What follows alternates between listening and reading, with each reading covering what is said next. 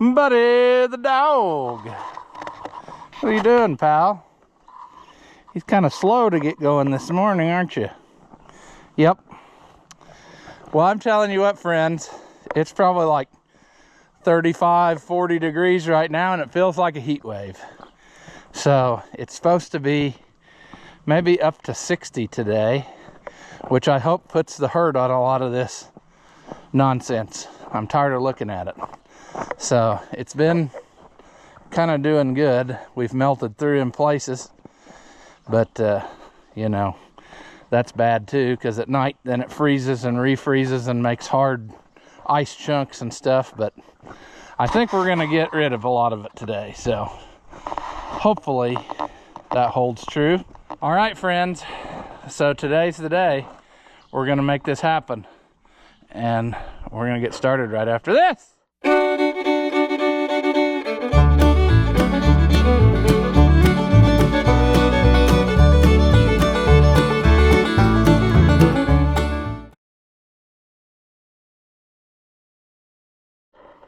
Welcome back. If you haven't seen my videos before, Ross the Oliver Man. This is a 1250-A we have seen before. In the last installment, we got this rim mounted and we cleaned up the front rim, but we were not able to paint because of sadness. Well, the real reason is because of it acted like it was frozen. It wouldn't turn. But last night I was able to get it to turn. Now maybe it froze again overnight, I don't know. But I'm betting that more than it did refreeze overnight. I was gonna say, I thought that it was probably mostly in the brakes, but whatever, we can work with it. We're gonna make it happen one way or the other. We're gonna get that painted up so that can be doing the thing, and then the front one can be doing the thing. It would be nice if the sun was shining on us right now, but that won't be happening for another many hours. So we're gonna make the best of it, friends. And I don't know, we might start on the front one, but I sure would like to see if I could get this to move again. It moved yesterday. Oh, I like it when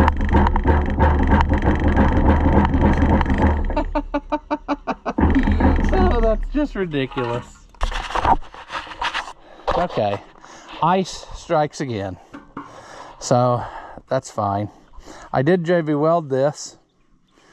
It's actually not very dry. That kind of bothers me, because if I paint over it, it'll probably never dry. It'll be fine. We'll figure it out. We'll maybe start with the front one, and that'll give the back some time to think about what it's done. But basically, we're just going to pry open this can of paint here, which has been warming inside. And then we're going to take this El Cheapo brush, and we're going to paint. And I like the El Cheapo brushes because when I'm done, I can just throw them over my shoulder and not worry about them. You know, they're not worth cleaning sometimes. I have already, but they don't always play nice. This one's not playing nice right out of the box. It's kind of got some dust or something on it. Look at that. We're losing bristles. This isn't the kind of thing that you paint your Sistine Chapel ceiling with. It's the kind of thing that you paint this rusty old rim with.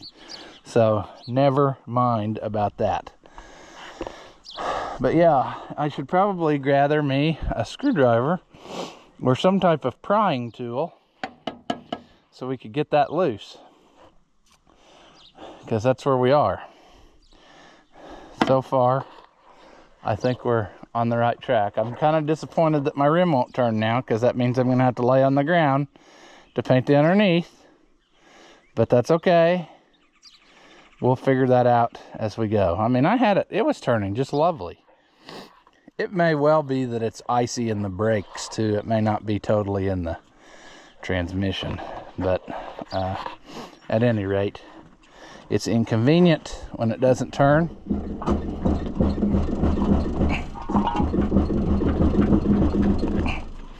I mean, it's enough that it won't willingly give it up, so that's fine. Screwdriver, that's where we were. All right, now you're probably thinking, well, if it's still frozen, why don't you just wait till after a while and paint it after the sun bakes on it a while? Well, life's too short, friends. I want progress here, and we're not having progress, so we're gonna make it happen. This poor can of paint. I hope that this job pretty well uses it up, because it's not wanting to. Oh boys.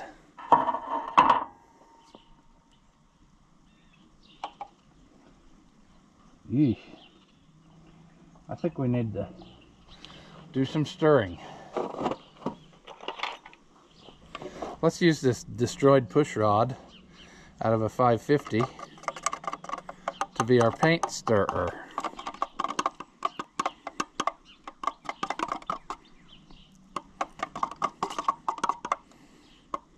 There we go.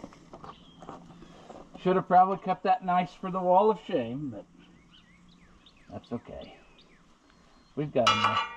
We've got enough shame. We don't need to worry about that.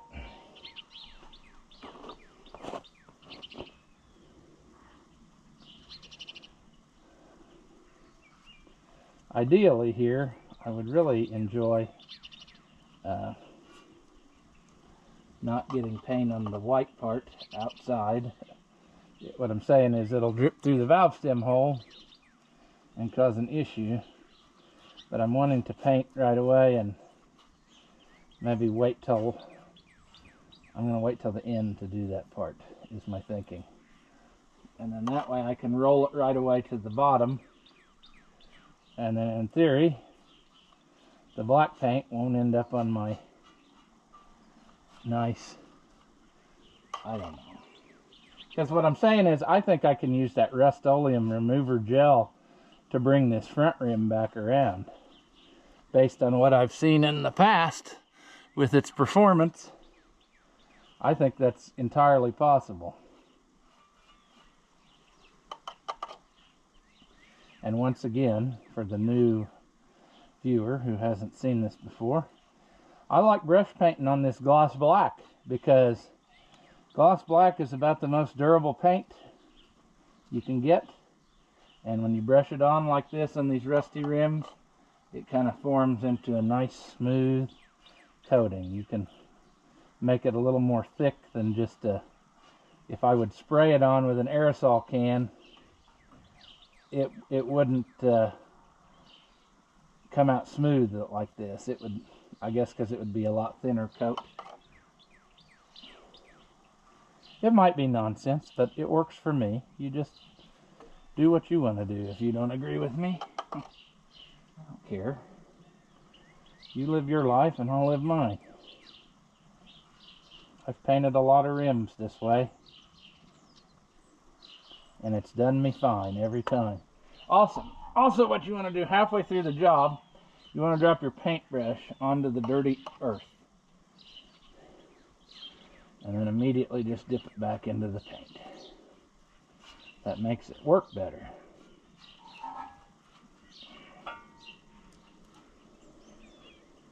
All right. We're nearing full coverage here. Getting very, very close.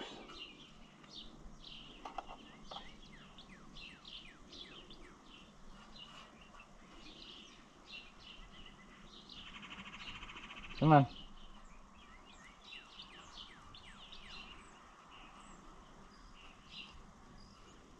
All right. Now we're good to go. Oop, see, there we go. That's what I didn't want to happen. Well, we got that one done. Let's take our show on the road here. This is going to be fun, since it doesn't turn. Fun. Keep telling yourself that, and you might just believe it.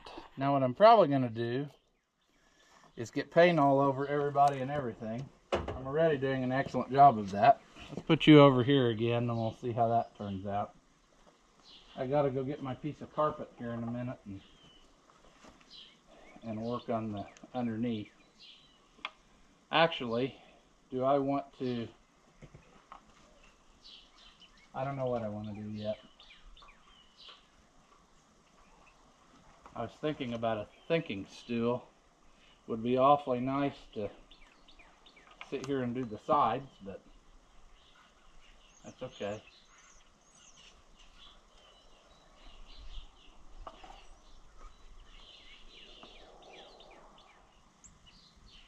I was afraid if I painted it yesterday, I didn't have enough drying time left, and it would have turned out weird. But today, if it's going to be 60, I feel like this will probably dry wonderfully if we just do the thing. And I'm thinking right now, maybe I'll just go ahead and do the bottom first, because that's going to be the most miserable.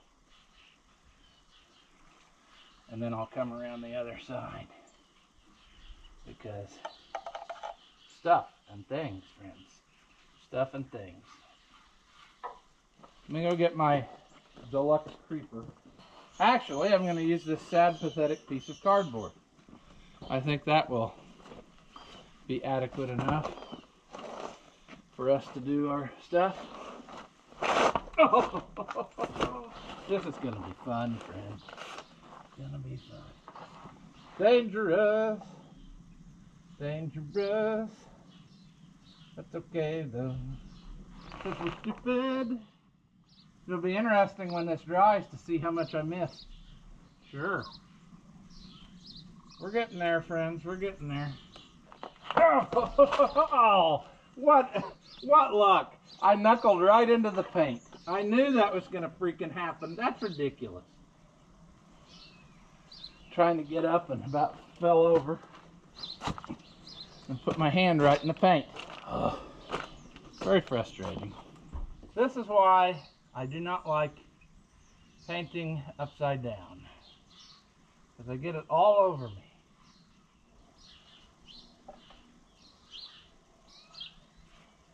Okay, well, if the task was to get the paint all over me, I did pretty good. Not the best I've ever done, but pretty accurate. I mean, we'll have to find us some petroleum product here in a minute and try to wash some of this off of myself. But I think I got coverage all the way around. It sucks that it won't turn again now, but it will after a while when it's warm. And then it should be dry enough that the paint pretty well stays. So I'll turn it upside down and see if I missed anything, and then I'll touch up whatever I got to touch up. And I'll probably touch it up with a spray can, even though I said I don't usually do that. But I don't know. We'll see. I think I got 99.9% of it. There just might be sometimes when it's uneven, you gotta really stuff the brush in to get all the nooks and crannies. But I think I got it pretty good. And you can see how beautiful it makes it, because look, can you see the patch that we put in there? It's there, I mean, but it's not, it's actually smoother than the rest of the rim, but it looks nice. And once that hardens up there, that'll be a nice smooth surface for a tube to ride on, and it'll resist rust because gloss black is good at that. And then as soon as that happens, then we can get to working on this. And I got to thinking about this. If I can make it happen, maybe not. I was gonna say, if I can pull this out as a chunk, that's gonna be a lot easier than trying to get water out. I probably won't get that snow out as a chunk. But, yeah, when it's a solid, it's easier to get rid of. And I probably should roll this in the shed after a while so it doesn't get full of water again if it rains. Maybe I can do the same thing to this one. That one's, I think that's froze up pretty solid yet. Let's leave it sit upside down. Let's leave it sit. Oh, maybe it'll come loose, I don't know. Come on out of there. Yeah. There we go. Look at that.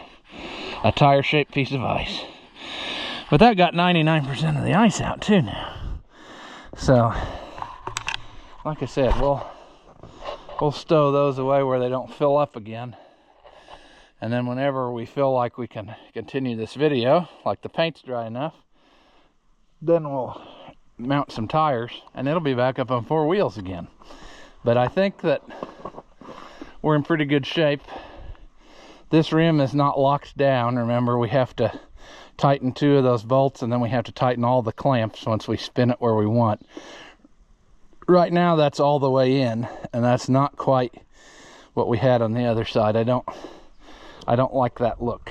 I like it to be, well, let's go over here without busting our Knudsen. I like it to be about like that. I don't know, it just looks, to me that looks a little bit nicer. But not that anybody cares or that it even matters, but I like it that way, so that's how it's gonna be. But we're on the road to recovery here with this, where we're making progress. It's taking so long, and then the weather hasn't been working with us, and I mean, we got a lot to do yet on it. Clutch is going to be the big thing, and then lots of little piddly things. Like, I think every hose should be replaced on it. It's just not, there's no point to that. The top cover here needs to be resealed and bolted down tight. I don't know if they got it stuck at one point and then he didn't put it back right or what. What I think probably happened was somebody was using it who didn't understand how these tractors shift. These 1250s, which is basically this is a 1250A, but the rear end is the same as the old 1250. The transmissions in those, and even in Freddy, the 1450, they shift weird. Like if you get it in gear, you can't pull it straight down out of gear. Sometimes you have to go up and over. It's almost like it'll go straight into gear, but if you want it out of gear, you have to almost unhook it to get it out of gear. And you can pull straight down all day long and it will never go out. But then if you just basically bump it up just a little bit, it'll pop right out. And it took me a while to figure that out too. Don't start freaking out and start hammering on it and pulling and everything. All you got to do is go up and it'll drop right out. So I'm wondering if somebody didn't have that issue and then they took the top cover off to try to figure out why they couldn't get it out of gear, even though there wasn't anything wrong. Because I've shifted it through all the gears and nothing seems out of the ordinary. So the other possibility would have been maybe they were trying to get this clutch safety switch to work. You know, they got it bypassed, but you could have done that on top of here. So I don't know, but stuff like that we need to check out. This PTO lever has been brazed and it's loose, so we might get on a parts tractor and get us one that's better. And just little things like that. We're just gonna try to make it as good as it can be and then go. We haven't got any lights hooked up, so that's another thing to mess with at some point. What else? Power steering is not great. I think this tire's flat too, but it might air up. I can't see if that's also been made tubeless. I don't even see the valve stem. No, there it is. It's a tube. That one's a tube, so we should be able to, we'll probably dismount it and give it the same treatment we just gave that other one, but then that'll be the only tire we haven't had off is this one. But you know, well, I want to try that Rust-Oleum gel on this wheel too, because that looks terrible, but I bet it'll bring it back, and I bet it'll even bring that silver back, which is amazing. So we're going to give that a try just to see, and then if it doesn't, then we'll paint it like we did the other side. But I don't know, just little progress on it. I'm still looking for a top insert if anybody's got one that they don't want. The kind that is supposed to match that, you know. It's about impossible to find, but I've pretty well used up all my ones in the wild that I knew about, so Yeah, but it's a lot better than it was when it was loaded onto my trailer, you know. It's come a long way, and I feel like we're on the right track. I mean, it's a runner. Now we're working on making it a driver, and then we'll work on making it fully functional. But I just think this is going to be a fun little rig with my little finish mower behind it, and then I can take it and mow fence lines or whatever, because it's narrow. See, it's the 1365 is I've got it the way that it was spread out wider, and I could narrow it up, but why would I do that? I could just use this one. So, and then that'll give this thing a job, because it's nice to have them where they all got some kind of job they can do, you know. It's getting harder when you start getting 50, 60 tractors, but it's, you know, whatever. You got to buy them when they're available, friends. You can't wait till they're not, and that's how we are. But I think this one was a win, because I don't think, what did I give for it? Does anybody remember? I think I gave $1,000 for it, maybe it was $800. I can't remember. But at any rate, I think we got our value worth. A running tractor and pretty good tires, really, for the most part, other than, I mean, they are kind of dry rotted a little bit, but an adequate amount of tread. That's going to last me a long time, because we're not going to go putting 5,000 hours a year on it. So that'll probably last me the rest of my lifetime if they hold out. They were plugged, that one was anyway, because they were running tubeless. I don't understand. I have never had luck to try to run a tubeless tire. So the fact that this person was willing to run almost all the tires tubeless, well, almost all, 2 of them, that back one on that side and the front one on this side, but I wouldn't do that. It's not worth the hassle, because you would constantly be fighting issues with rust unless you do what I did right there and paint the rim, and I still am going to put a tube in it, because it's just not worth the fight, friends. It's just not. Maybe when tires are very well brand new, that's one thing, but when they're old, that's not the thing to do anymore.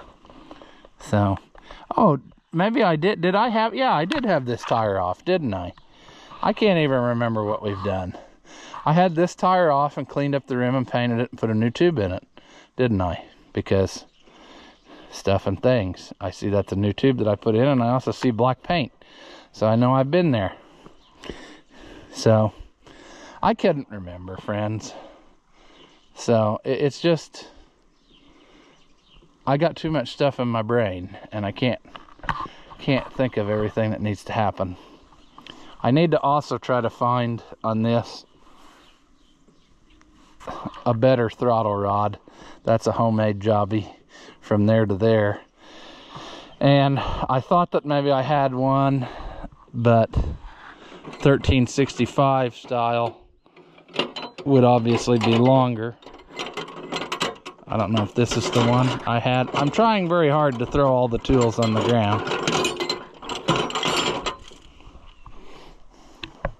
See, this is another one that I don't know where I got it, but see, they're just a little too long, because the 1365 is a 4-cylinder, but I don't even like the way this one's bent. So that's another one of those little things that we'll mess around with once we get her really sailing along. And then we got new tie rods to put on it. I don't even know where they are right now, but I ordered them. They're here, because those are the old ones, and they don't. That one would probably work, but that one on the other side, the threads are stripped and it pulls in and out, so it won't work.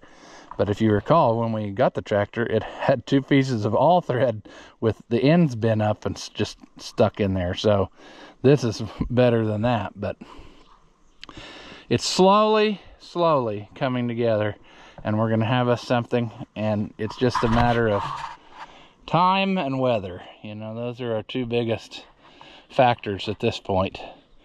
We've pretty well got everything we need, with the exception of the clutch. That's going to be depressing and super expensive, because for some reason the 1250A clutch has to be way more expensive than all the other ones, and I haven't we'll have to get it apart to see why. I think I know why, but we just got to get it apart and check her over and see what the story is. But the clutch place said, yeah, it's super expensive, and there's something in there, some kind of clips or fingers or something that we can't lose. We got to make sure we don't drop them. So I don't know, we'll figure that out when we get to it, but we got to get it on 4 wheels, and then I want to finish that 550 diesel up, send it back to its home, and then this is going to go right in that hole, and it's going to move to the head of the line. I really wanted to do that Heritage one because we got to take it apart too, but I feel like this one is closer to being ready to roll. I can get this clutch slapped in, and then it can be out of there, and I can move it around even if it's not ready to use yet. And then we will put that Heritage one in there and split it all apart and try to figure out if it's savable or what we got to do to it, because we have to take the front axle off, we got to take the engine out, flip the engine upside down to take the bottom half of the block loose so that we can change the oil pump, and then we need to make sure that it's not been irreversibly damaged. You know, if it might be totally garbage at this point, friends, because I don't know. The guy before me, I think, bought it, it was already in pieces, but the guy before that, it would be, you know, interesting to know how bad it was the day that it messed up that made him tear it apart. You know, did he run it till it was glowing and then whatever, or what happened to cause its initial failure? But we might end up doing a whole engine rebuild on that one. That's what I'm saying. That's why I don't want to get real wild with taking it apart first and then having it tie up that spot for years and years, because it took me 11 years to do that 1365. So I hope it doesn't take that long for that one, but I just don't know. I mean, parts are getting harder to find every day, and I'm not spending tons of money just to get stuff shipped here. That breaks my brain too. So I don't know. But it's hard to find good parts tractors, because if your tractor's messed up in the engine, most of the ones you find are also that way. So, and then if we want to keep it original, like that 1355 has a different size bore in the engine, and that one is still the way that it's supposed to be. I mean, it's still a smaller size. So yeah, we could update and put a 1365 engine in it, but I'd like to keep it kind of what it is. And there you have it. So we went on a tangent that had nothing to do with this tractor, but that tells you kind of where we're headed. When we get this on 4 wheels, we're one step closer to working on that Heritage tractor, I guess is the moral of my story, because this one's going to move up first.